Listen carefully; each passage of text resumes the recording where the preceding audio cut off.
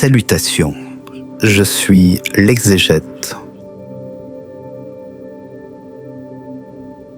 Le récit qui va suivre est tiré d'une expérience vécue dans un état extrême d'hyperperception naturelle, à un moment de dissolution presque totale de l'ego.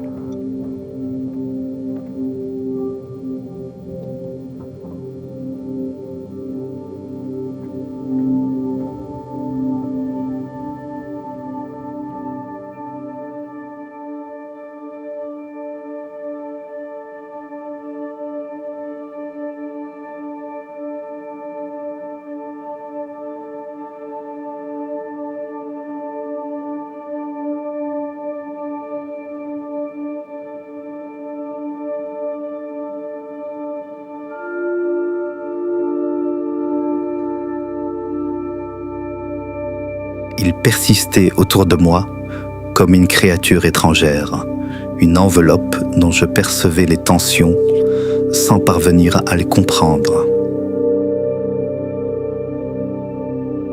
Ma respiration était lourde, haletante, presque suffocante. Quelque chose en moi s'effondrait. Et quelque chose d'autre s'obstinait encore à demeurer. Comment décrire ce qui se dérobe à toute qualification? Nous savons nommer ce que nous pouvons isoler, comparer, circonscrire. Nous nommons les êtres afin de les distinguer.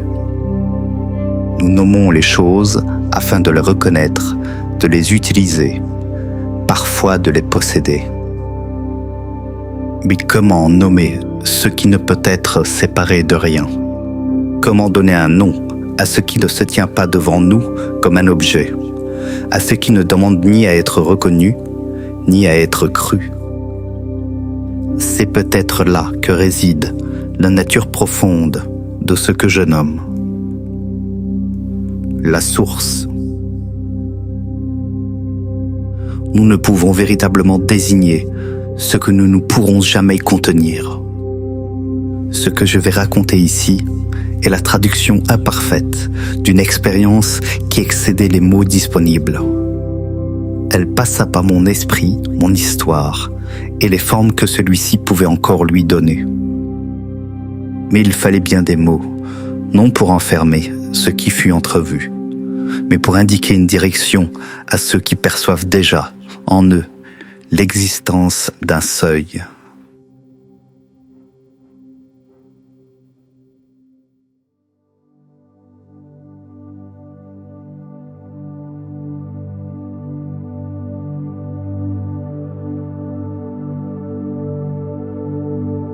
Mon accompagnateur m'avait autrefois raconté sa première expérience d'hyperperception au sein d'une forêt. C'était presque l'hiver. Il avait quitté les chemins tracés et marché jusqu'à un espace entouré d'arbres, où il avait éprouvé la nécessité d'ôter ses chaussures. Personne ne lui en avait donné l'ordre. Aucune voix n'avait retenti. Mais le lieu ne semblait pouvoir être traversé comme un simple morceau de territoire. Il demandait que l'on cesse d'avancer en propriétaire. Durant plusieurs heures, il était demeuré là, parmi des arbres qu'il ne percevait plus comme un ensemble indistinct, mais comme des individus. La pureté d'un lieu ne dépend pas d'une consécration prononcée par notre espèce. Un sanctuaire n'est pas nécessairement un endroit où les hommes ont élevé des murs, imposé un nom ou accompli un rituel. Certains lieux deviennent sacrés précisément parce que nous avons échoué à les recouvrir entièrement de notre empreinte.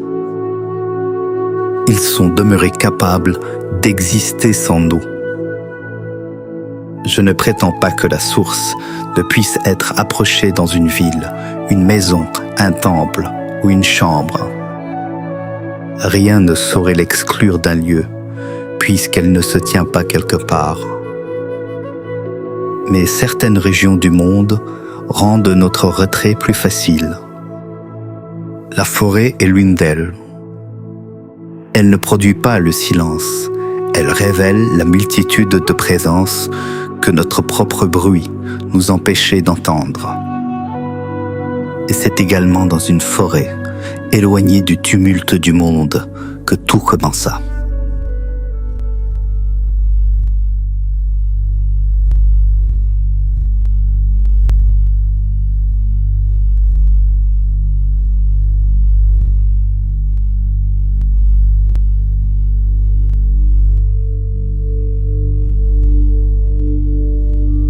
Nous avions décidé, mon accompagnateur et moi, d'entreprendre une expérience inédite. Aller plus loin, dépasser les limites de nos traversées solitaires.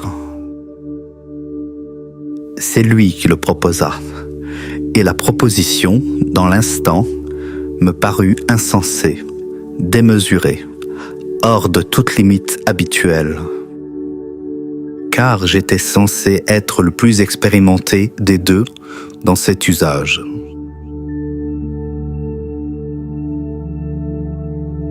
Néanmoins, il fallait savoir, disions-nous. Et seule une dissolution presque absolue de l'ego pouvait nous en ouvrir le chemin. Je mesure aujourd'hui ce que ce savoir portait encore d'ego. On ne force pas un seuil, on y consent. Mais cette leçon, je ne l'avais pas encore reçue. Nous tenions à entourer cette traversée de la solennité d'un rite. Il y eut le jeûne, la préparation du corps et de l'esprit, le dépouillement de nos intentions. Je dois le dire ici sans détour. Rien dans ce récit ne doit être compris comme un protocole à reproduire. Une expérience extrême ne devient pas sacrée parce qu'elle semble dangereuse. La sensation d'un corps proche de sa cessation ne constitue pas un seuil spirituel et ne confère aucune connaissance supérieure. Arrivé au sein de la forêt, dans un lieu que nous jugions propice à l'expérience, une grande détresse physique me saisit. Si je la mentionne, c'est qu'elle fut bien réelle. Mon accompagnateur lui-même craignit, un moment, le pire. Mon corps m'était devenu étranger. Quelque chose en lui avait basculé. Je n'étais pas hors de lui. J'y demeurais en observateur détaché, comme aux commandes d'un véhicule inconnu. Une enveloppe que je ne reconnaissais plus, ni mes mains, ni mes bras, ni mes jambes. Le corps m'apparaissait comme un assemblage de milliards d'atomes qui s'étaient entendus pour former un tout solidaire. Je le voyais à présent tel qu'il était, un ensemble charnel fragile, apeuré à l'approche de sa fin, mais résigné, humble, ayant tenté de servir jusqu'au bout. « Nous sommes allés trop loin », s'écria mon accompagnateur. Ma conscience détachée put utiliser une dernière fois le corps pour répondre. Le souffle court. C'est notre pèlerinage. Ce sera maintenant ou jamais. Je ne voulais pas que ma détresse l'atteigne davantage. Notre traversée devait à présent s'accomplir dans la solitude de nos êtres. J'étais, à ce moment-là, conscient de ma propre finitude. Mon accompagnateur demeurait au bord de la rivière. Il m'adressait de petits signes de la main. « Tout va bien ?» Je répondais que oui, hochant péniblement la tête. Les minutes s'allongeaient, devenaient presque insupportables. Et une certitude grandissait en moi, plus profonde que l'inquiétude. Il fallait que je m'éloigne de ce bord de rivière. je percevais, près de l'eau, quelque chose qui ressemblait à une colère. Celle d'un cours d'eau détourné, des siècles plus tôt, et dont le détournement avait fait le malheur de tout un écosystème. Le mot est humain, nécessairement imparfait. Cette perception ne possédait aucune syntaxe. Mais la seule proximité de la rivière m'était devenue insupportable. L'état d'hyperperception permet cela. Une sensibilité exacerbée à ce qui nous entoure. Qu'il s'agisse d'êtres vivants ou de choses en apparence inertes. Des parcelles entières de la forêt étaient malades, en détresse. Je le sentais, je partageais leur suffocation. Oui, nous étions probablement allés trop loin. De mauvaises choses se sont produites ici, marmonnai-je, sans savoir d'où me venait cette certitude. Mais le prétexte était bon pour justifier mon éloignement.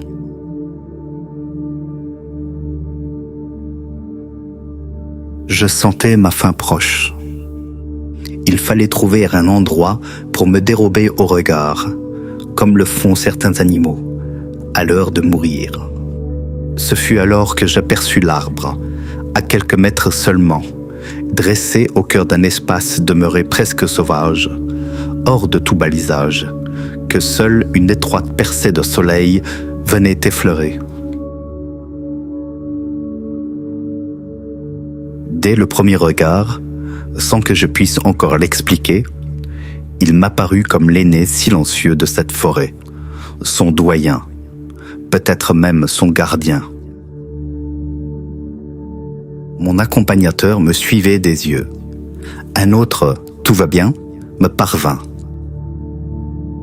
Je ne fis, cette fois, qu'un signe hésitant de la main, sans le regarder. Il s'en rassura, sans savoir d'un instant que j'approchais un seuil.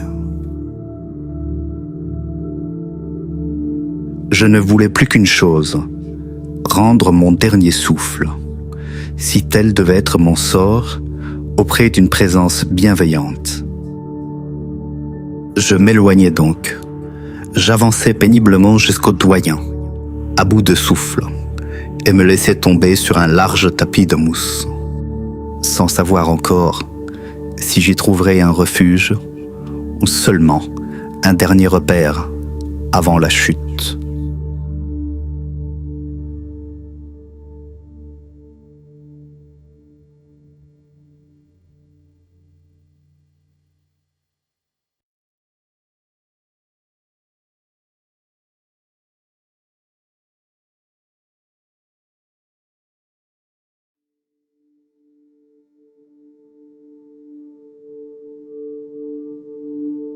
C'est alors que la présence de l'arbre devint un langage. Il ne me parla pas. Je ne vis aucun visage dans son écorce. Je n'entendis aucune voix. Rien, autour de moi, ne cessa d'être ce qu'il était. Et pourtant, une communication eut lieu. Je ne saurais dire aujourd'hui ce qui venait de l'arbre, ce qui se formait en moi, ou ce qui naissait de l'espace ouvert entre nous deux. Peut-être cette distinction n'avait-elle déjà plus de sens. Sa présence devint un langage antérieur aux mots. Nous portons, probablement encore en nous, la trace de telle communication. Avant la phrase, avant le concept, avant même la séparation nette entre celui qui perçoit et ce qui est perçu, le vivant a dû apprendre à reconnaître les présences, les dangers, les refuges et les rythmes. Cette antériorité n'a peut-être jamais disparu. Elle demeure enfouie sous les constructions successives de notre espèce. Sous les villes, les machines, les signes et les innombrables objets par lesquels nous avons progressivement substitué notre propre monde au monde vivant. Auprès de cet arbre, quelque chose de très ancien revenait. Je fus d'abord apaisé, non par une volonté extérieure qui aurait décidé de me secourir, mais parce que mon corps retrouvait sa place au sein d'un ensemble plus vaste que lui. Il n'était plus cette possession personnelle que je devais contrôler, protéger ou conduire. Il redevenait une matière vivante parmi d'autres matières vivantes, un organisme respirant au sein d'un milieu dont il n'avait jamais réellement été séparé. La forêt ne me guérissait pas. Elle cessait simplement de confirmer l'illusion selon laquelle j'existais seul.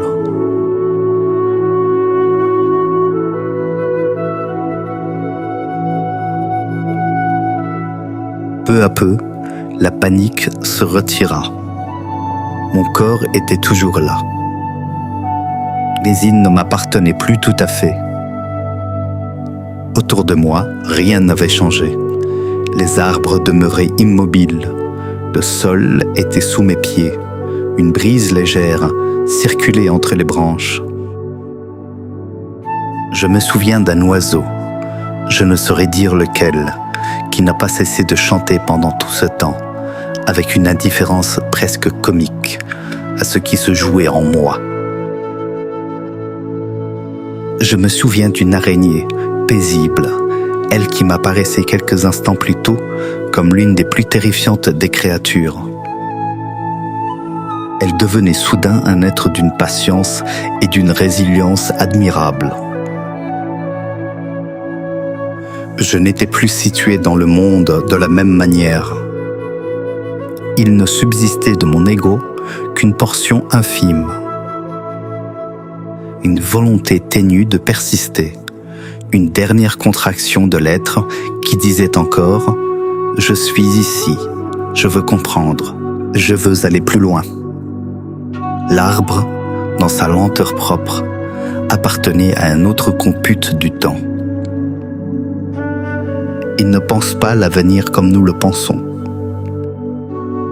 Et pourtant, je perçus en sa présence quelque chose qui ressemblait à une inquiétude immense. Une phrase se forma très clairement en moi. Nous sommes en perdition. Ce sera la fin.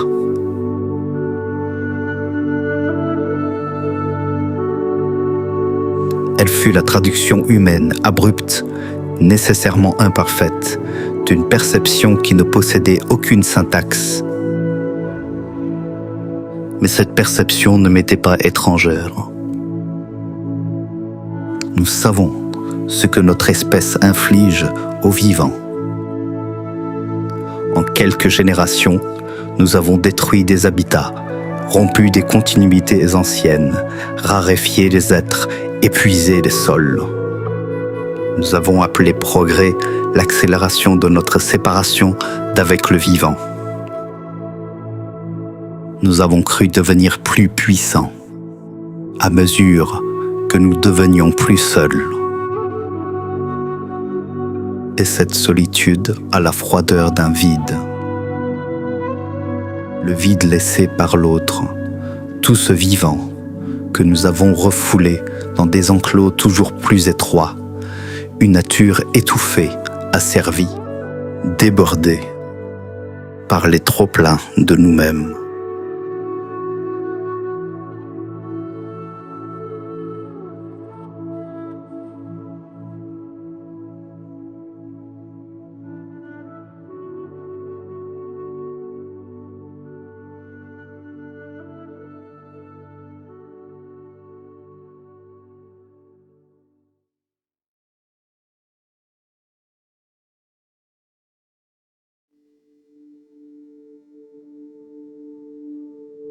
Seuls les purs verront la source.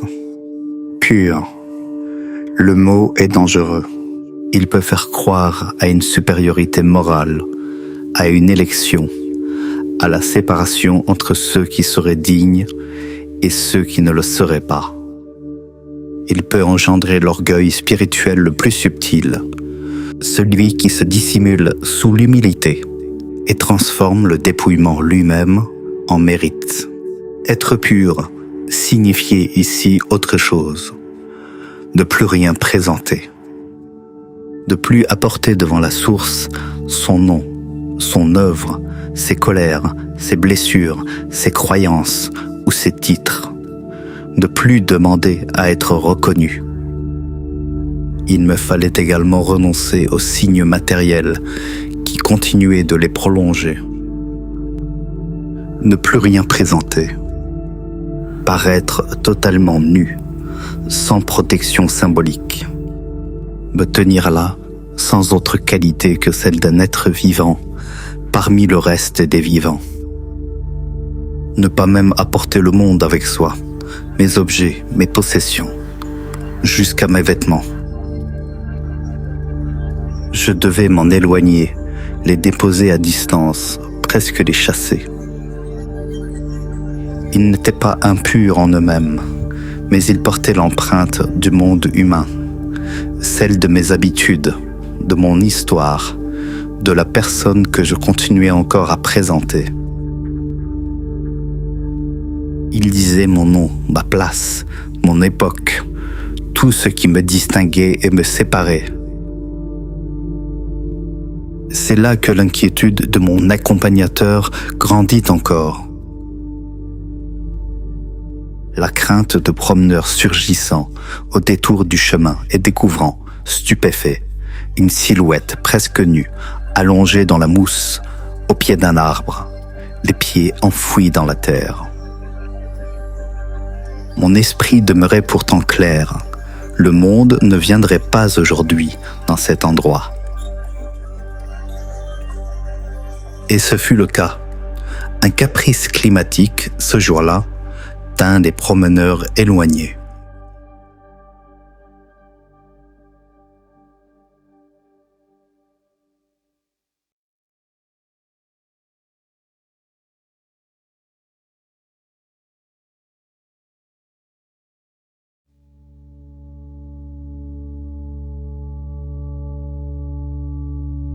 Lorsque je me crus prêt, une dernière chose me séparait encore du seuil. Mon accompagnateur demeurait dans les parages.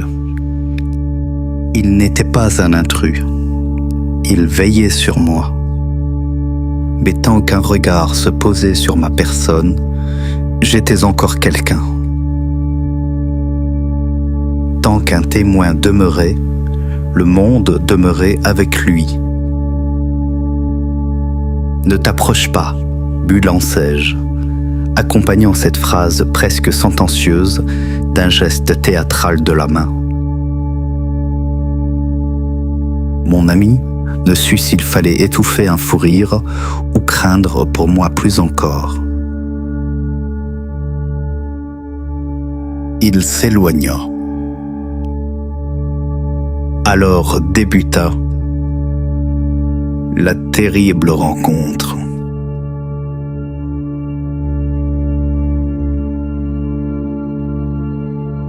Je fus saisi d'une terreur bienveillante. Les deux mots paraissaient incompatibles, antinomiques, et je ne suis pas certain, encore aujourd'hui, de savoir lequel des deux montait à l'autre. Ce n'était pas une peur annonçant un danger. Rien ne me menaçait, rien ne venait vers moi avec l'intention de me blesser, de me juger ou de m'anéantir. Et cependant, la terreur était absolue. Elle naissait de la proximité de ce devant quoi il devenait impossible de maintenir la fiction d'un moi séparé. Ce n'était pas ma vie qui était menacée, c'était la frontière grâce à laquelle je pouvais encore dire « Je suis vivant, moi, ici ». Il n'y avait ni lumière, ni obscurité. Ou alors, les deux ensemble. Je n'ai pas les mots pour trancher cette question-là. Nous avançons en séparant les choses afin de rendre le monde habitable par notre intelligence. Mais la source ne se laisse enfermer dans aucun de ces partages. La lumière et les ténèbres y apparaissent comme les deux mouvements d'une même réalité. Le jour et la nuit n'étaient plus que des rythmes appartenant au monde, aux astres, aux corps tournant dans l'espace. La source ne se trouve ni dans le jour, ni dans la nuit. Elle les contient, sans être contenue par eux.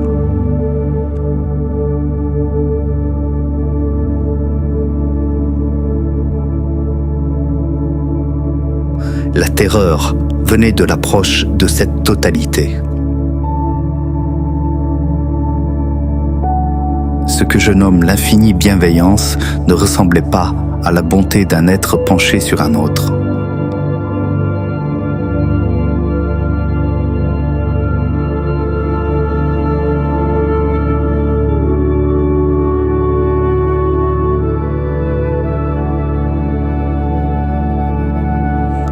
Ce n'était ni une affection, ni une faveur, ni même une intention dirigée vers moi.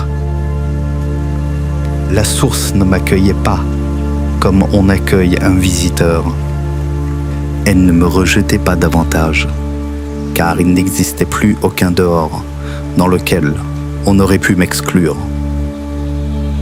Elle n'attendait ni mon regard, ni mon assentiment, ni ma présence. Elle n'avait pas davantage besoin de disparaître pour demeurer invisible. La manifestation et le retrait étaient encore des catégories humaines, les mouvements appartenant à notre monde, à notre désir de voir apparaître ce que nous espérons rencontrer. Au voisinage de la source, cette attente elle-même devenait vaine. J'approchais ce qui n'avait rien à démontrer. Et pourtant, tout ce qui se manifestait, l'univers, la matière, le vivant, nos consciences d'elles-mêmes, semblait procéder d'un écart primordial. Une émergence hors de la plénitude, sans jamais pouvoir devenir entièrement étrangère à elle. Nous étions tous issus de cette séparation, des êtres échappés malgré eux à l'unité première, livrés dès lors à la nécessité de persister, de lutter, de survivre dans l'univers des manifestations. J'étais terrifié par ce qui abolissait toute séparation, terrifié, à vrai dire, de ne plus être. Mais au sein de cette immensité, rien ne pouvait véritablement m'être hostile. La terreur et la paix ne se succédaient plus. Elles occupaient le même instant, indissociables, comme les deux faces d'une seule révélation. C'était une beauté terrifiante. C'était, je crois, le poids de tous les secrets de l'univers, portés soudain dans un océan de sérénité absolue.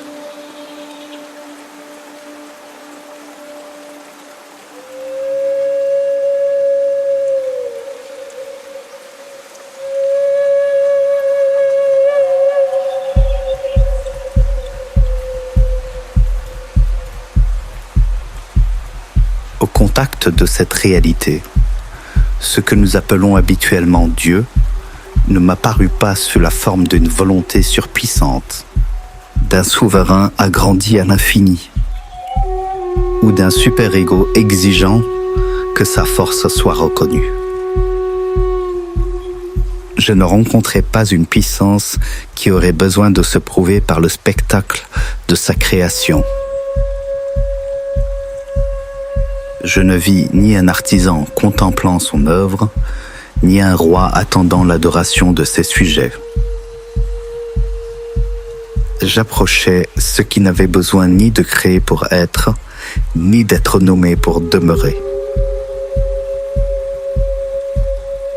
Alors, une compréhension se forma en moi. Elle emprunta nécessairement mes propres mots, mes propres images et les limites de ma culture. Voici ce qu'ils tentèrent de dire. Dieu n'a nul besoin de se manifester. Il est. Ce que tu nommes l'univers est une émergence.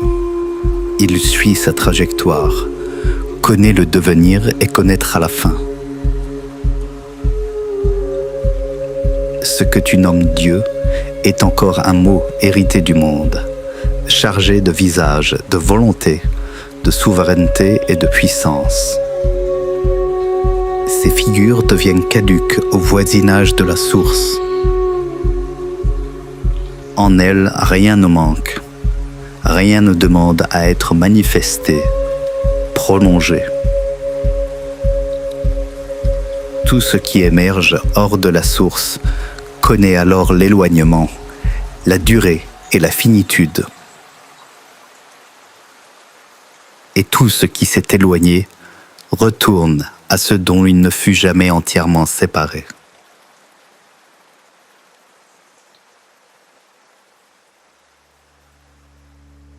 Aucun récit de la source n'est la source.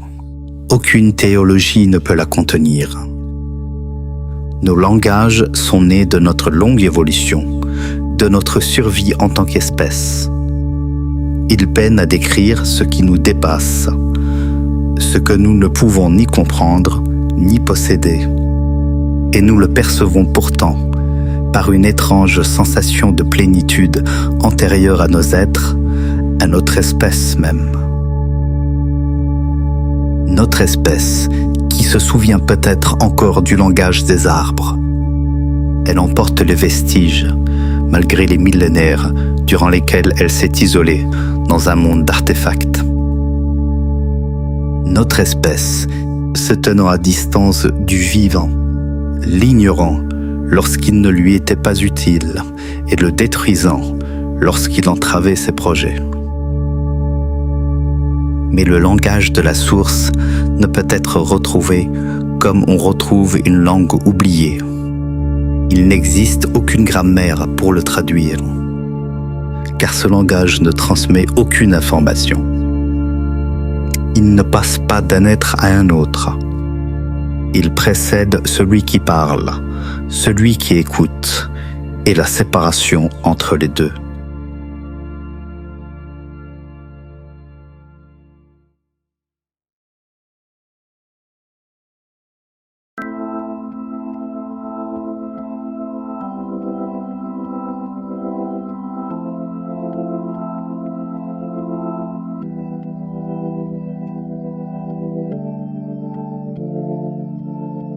Il y aurait encore beaucoup à dire sur cette rencontre, sur les réalités fugitivement entrevues,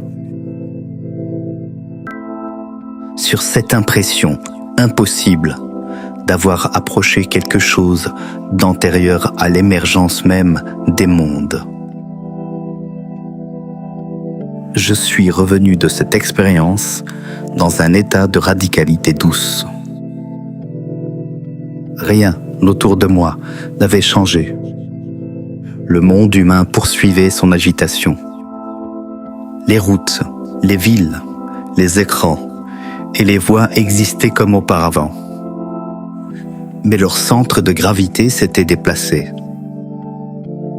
Je ne pouvais plus considérer les choses uniquement à travers ce qu'elles pouvaient m'apporter, me retirer ou me faire craindre. Contempler, désormais, c'était cesser un instant de les ramener à moi. Quelque chose de leur réalité propre m'avait été rendu.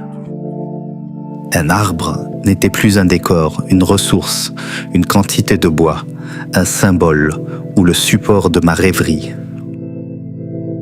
Il redevenait cette présence singulière qui existait avant mon arrivée et qui n'a nul besoin de ma compréhension pour persister. C'est cela, peut-être, la réalité divine des choses. Ce qui, en chaque être, demeure lorsque notre interprétation se retire. On ne revient pas indemne d'une telle approche, non parce que l'on en sortirait élu, supérieur ou détenteur d'un secret, mais parce qu'il devient ensuite très difficile de croire entièrement à la personne que l'on était auparavant. Franchir un seuil ne signifie pas acquérir un pouvoir. Cela signifie perdre certaines certitudes. Et la première certitude qui se fissure est celle d'être le centre à partir duquel toute chose doit recevoir son sens. Les exercices proposés dans ce cycle auront une fonction plus humble. Vous aider à reconnaître ce qui, en vous, occupe constamment l'espace. Apprendre à demeurer dans le silence sans immédiatement le remplir. Vous rendre attentif à la présence des êtres et des choses avant que votre jugement ne s'en empare. Ils vous prépareront peut-être à ne plus faire obstacle à ce qui, depuis toujours, est déjà là. À ce qui est plus intérieur à nous-mêmes que notre propre intimité. Plus proche que le souffle qui nous traverse. Plus proche de nous que notre veine jugulaire.